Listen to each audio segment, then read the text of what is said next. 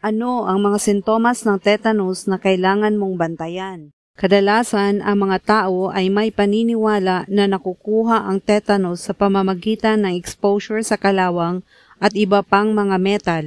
Ngunit, alam mo ba na ang kalawang ay hindi talaga nagdudulot ng impeksyon sa tetanus? Ang tetanus ay isang malubhang sakit na dulot ng mga spores ng Clostridium tetani. Maaaring makita ang particular na bacterium sa lupa, laway, alikabok at dumi.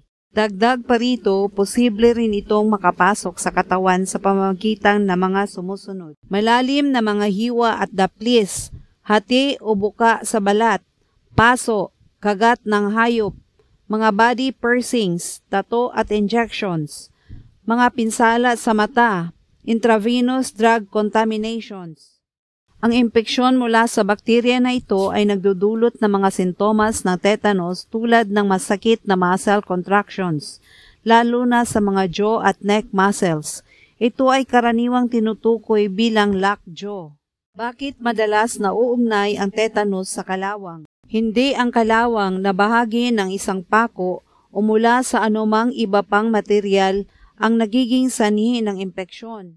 Sa halip, ang anumang pinsala sa balat kabilang ang mga paso at paltos ang ginagawang posibleng paraan ng mga bakterya na nagdudulot ng tetanus para maapektuhan ang mga tao. Maaaring lumitaw ang mga senyales at sintomas sa isang lugar na humigit kumulang 3 hanggang 21 na araw pagkatapos na makapasok ang bakterya sa katawan sa pamamagitan ng isang sugat. Ang karamihan sa mga kasong ito ay nangyayari sa loob ng 14 na araw. Ang generalized tetanus ay ang pinakakaraniwang uri ng tetanus. Unti-unting lumalabas sa simula ang mga senyales at sintomas ng tetanus. Pagkatapos ay lumala ang mga ito sa loob ng 2 linggo. Karaniwan silang nagsisimula sa panga at bumababa sa katawan.